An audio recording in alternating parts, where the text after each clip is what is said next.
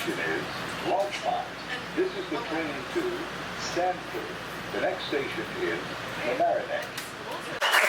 Wait here. Let me unfold. Yeah.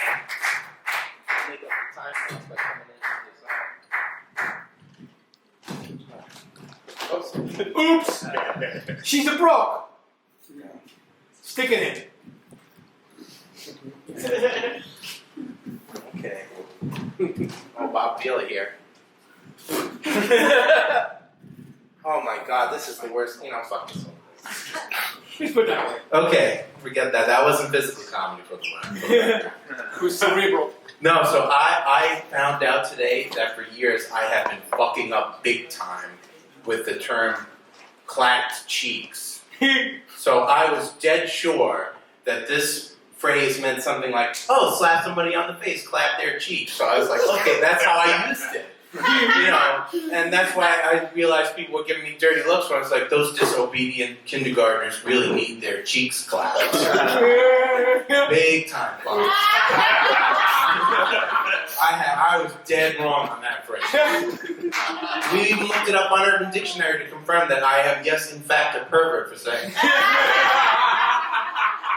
But so I read in the tabloid that New York City smokes the most weed of any city in the world. So congratulations. Let's hear for that. I assume that we get a cheer. I even heard today that the U.S. Open, like the players are getting distracted by how much weed is being smoked. And it's like, this is New York City. I live here. And if you're charging people like $125 to sit in an audience in the sun and buy $12 beers and do this, you can't expect them to refrain from smoking weed. Like, come on. I mean, they paid their way. They can be there. If they're going to do like this, they might have neck pain, and the toke helps. So I think the players should just grow up. Or they're going to move the tournament to less weed-smoking cities like Boulder, Colorado, South Central Los Angeles, all places where less weed is smoked than New York City. Technically. But I think they should make a constitutional amendment that protects teenagers' right to embarrass themselves. Like, I feel like every kid should have the right to smoke clove cigarettes and get a tattoo right under their eye that says lowlife. As long as they're a repentant Catholic when they turn 20 and say, oh, it was all just teenage foolishness. Forgive it. Do not discriminate the fact that there's pictures of me in a non-binary clothing and my name is Ashlyn. I think back to myself. I'm in my 30s now, but who would I have grown up to be if when I was 13 my mom didn't let me have that chain wallet that was only style in 1999? But so I've been alone for a couple of weeks now because my wife left me. That came out totally wrong. My wife is in Thailand and I'm going to visit her. She didn't leave me. I'm going to see her. And so she's like, there's ways for you to make money if you want to, come to Thailand, as long as you don't have to pack a lot of luggage. And every man wants to hear that. Pack as little luggage as you can.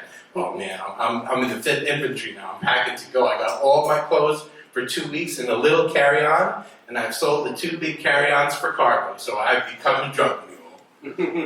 Although my wife put it on the listing, no drugs, so mostly I'm just taking like gifts for people's family, perfume, things you can't send.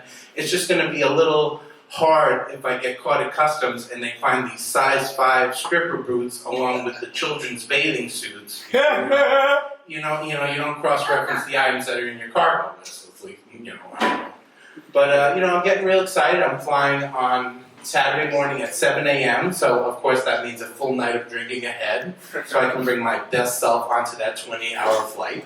I use a lot of sleeping medicine to kind of like keep myself down. It's like, I've learned to deal with it after so many times like going there, but it's always shocking. And I remember the very first time we came there, I took that flight for the first time, we flew like 13 hours to the Middle East and then like 8 more hours to Thailand, and we just get to the airport and I'm like, you could scrape me off the floor at that point. And like after you've been sitting for that long and you suddenly go into like 100-degree weather, what's the first thing you want to do?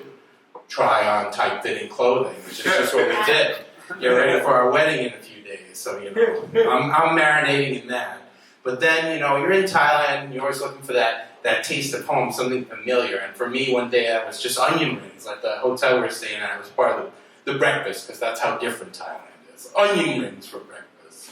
So I had tons and tons of them, and I started to not feel good because when you eat a lot of onions, you get like stuffed. So I asked my wife, it's like, how do we get some medicine? And she's like, oh yeah, we'll just get you anti-diarrhea medicine. So we got that. And in Thailand, you just go to the doctor or you go to the pharmacist and they just give you whatever prescription medicine. So I took prescription stool softener the night before my 6-hour Buddhist wedding.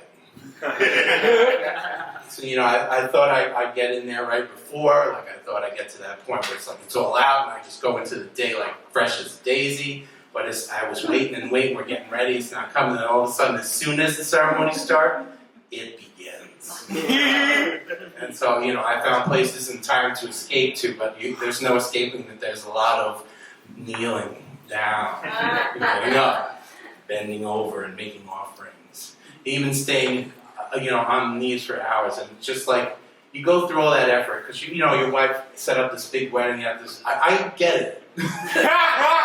So anyway, you can undo all of that effort by just going to her at the end of the day. We went to party a little bit more. She and her friends were out, and I just like, hon, it hasn't been a good day for me. Our wedding. So thanks so much. Thank goodness. Watch the gap between the train and the platform.